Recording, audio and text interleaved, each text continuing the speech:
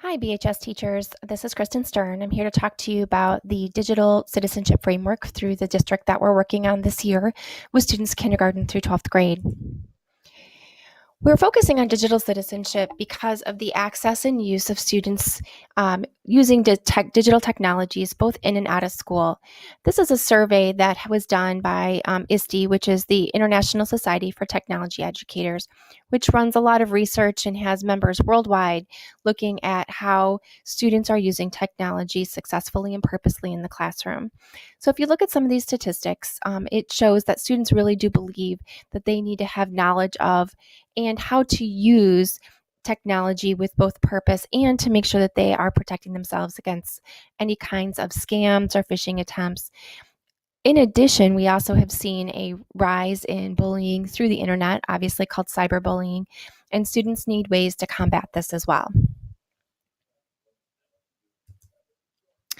The purpose of this technology, digital citizenship K-12 framework for the district is to make sure that students are receiving a common message about not just our expectations, but the expectations that they will have when they leave our school district, about how to interact with one another using the internet and social media and any kinds of tools that they're using digitally, both in and out of the workplace.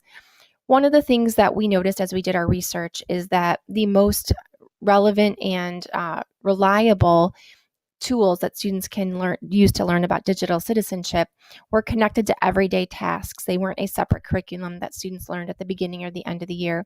It was reminders that they were given every time that they used their tools like Chromebooks or their phones to interact with one another or to create digitally within the classroom. We looked at the Bright Bites data, which is the survey that all of our students and teachers take district-wide in January of each year. And what we found is that most of our teachers felt like they had a great deal of knowledge about these four topics: helping students and or themselves create an online presence, using web content legally, knowing how to recognize and prevent cyberbullying, and online safety, which might include password protection or phishing attempts or scam sites, those types of things.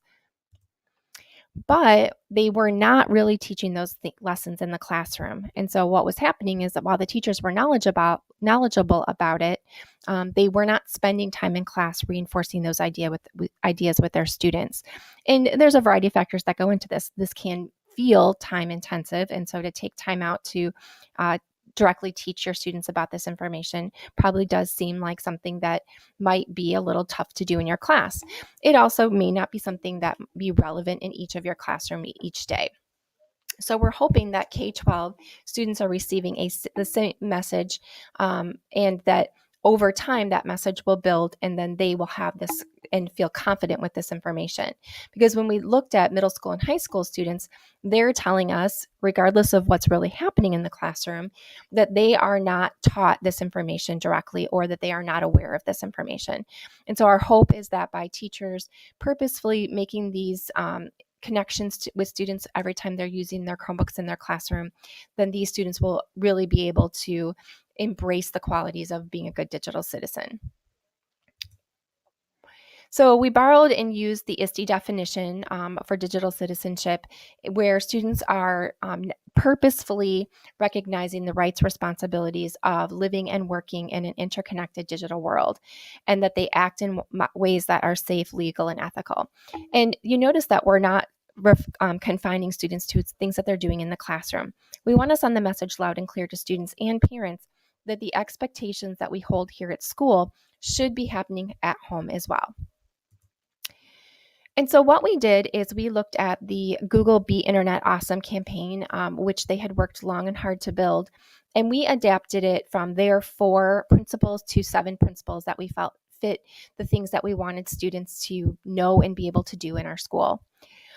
One thing that we noticed with both students and teachers and administrators when we talked to them about it is that concept of digital citizenship was extremely broad. And so there wasn't clear definers of what exactly a good digital citizen was able to do.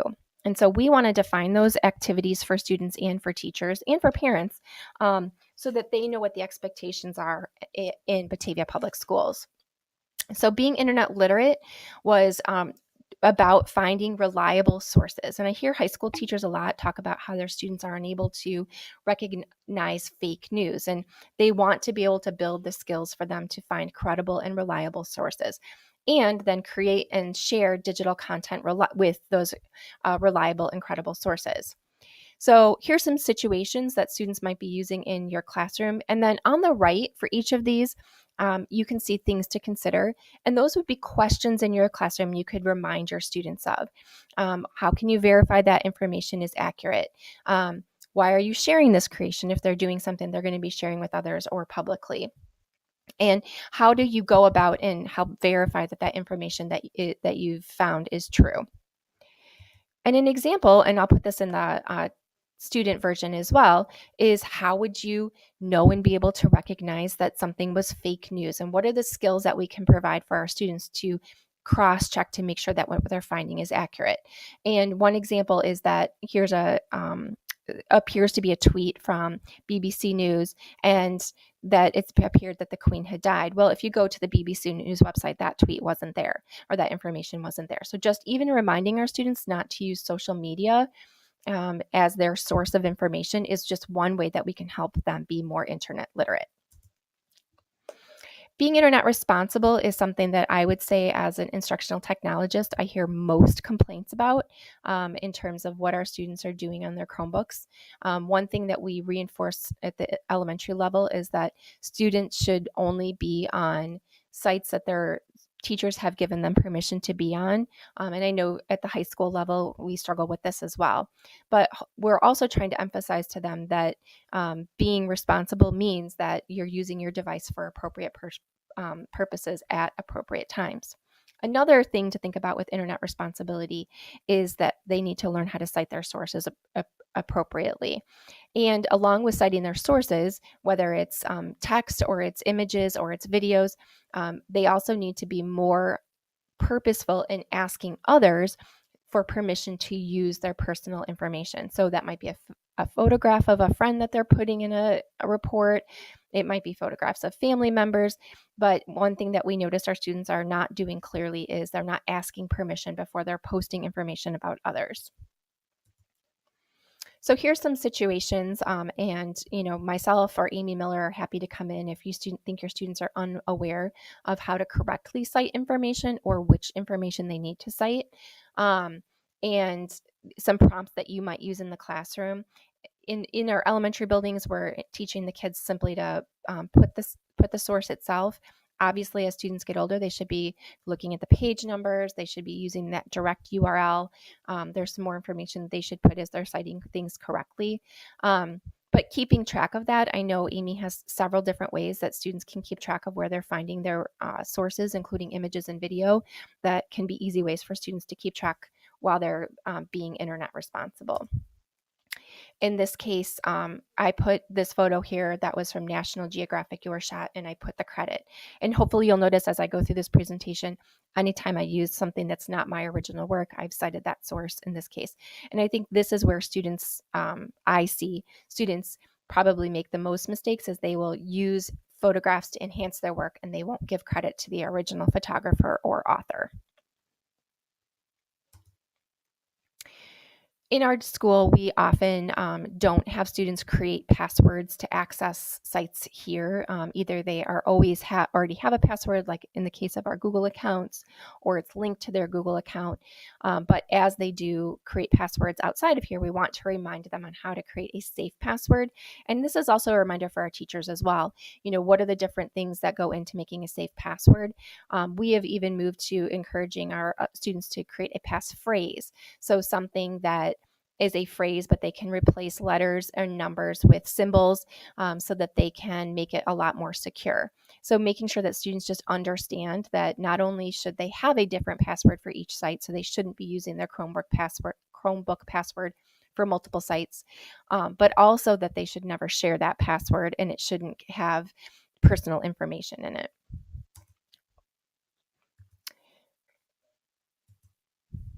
So here's an example of a passphrase, "My dog is great," but we replaced some of the letters with numbers, and we replaced some of the other letters with symbols.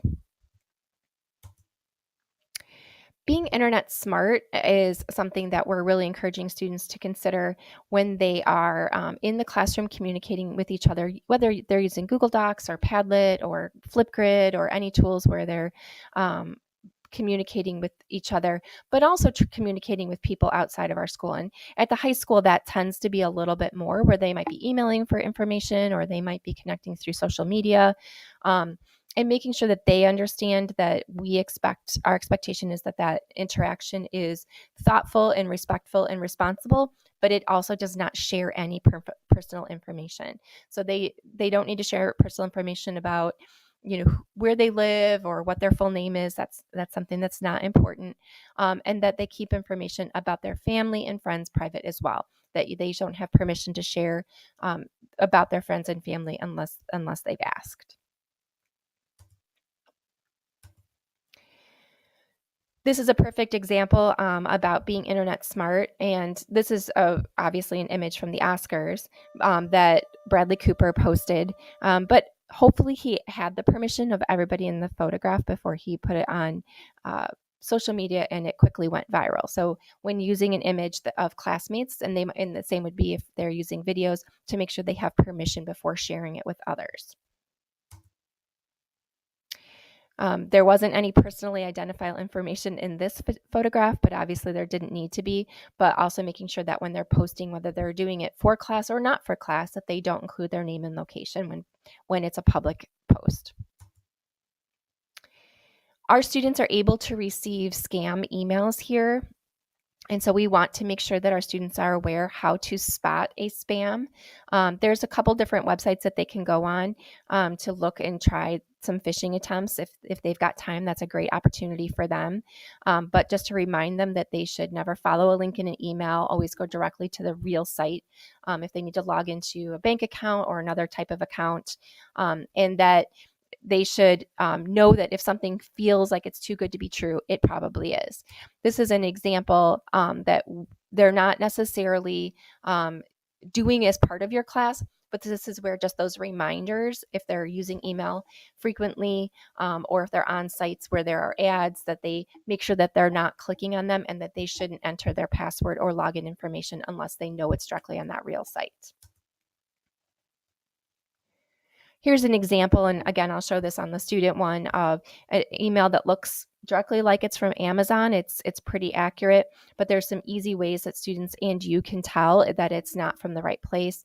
Looking at the email address, looking at the fact that it's not personalized, and when you hover over the link, it goes to a non-Amazon site. Cyberbullying is something that we obviously as teachers deal with here in school. When students are being cyberbullied, it makes it hard for them to focus in class. Reminding students consistently that being kind both in person and online is one expectation that we have for our students here at school. This coincides perfectly with the information we're trying to help them see about social emotional learning as well. And the more students that we can get to buy into stopping the spread of harmful or untrue messages and making sure that they block mean-spirited or inappropriate students online are two keys to helping us stop cyberbullying in our school and outside our school as well. Things that we need to remind them of if we're having discussions online or in class, that we don't disrespect people of other beliefs, religions, regions, countries, races in our classroom, and that if you disagree with a person, that there are many non-offensive ways that you can disagree with them while still making sure that they hear your well thought out reason for not agreeing with what they have to say.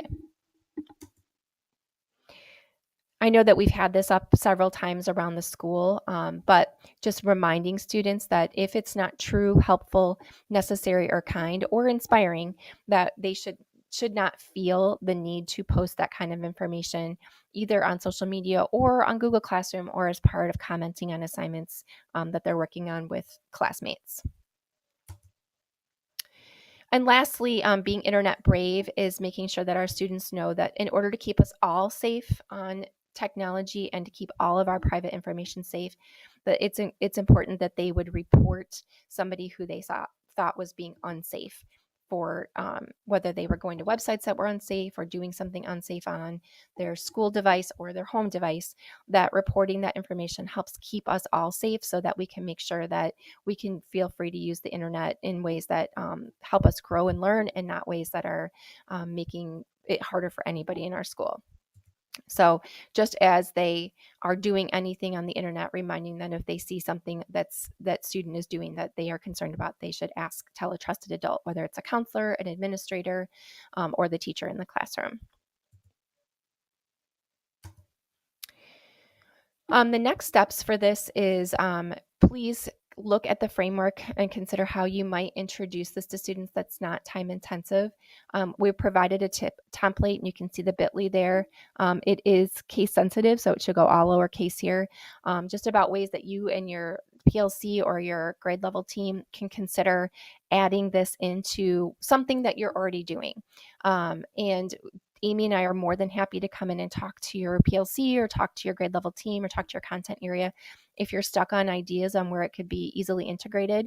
But thank you for taking the time to listen and go through this information today. And I hope that you see it as valuable as we do.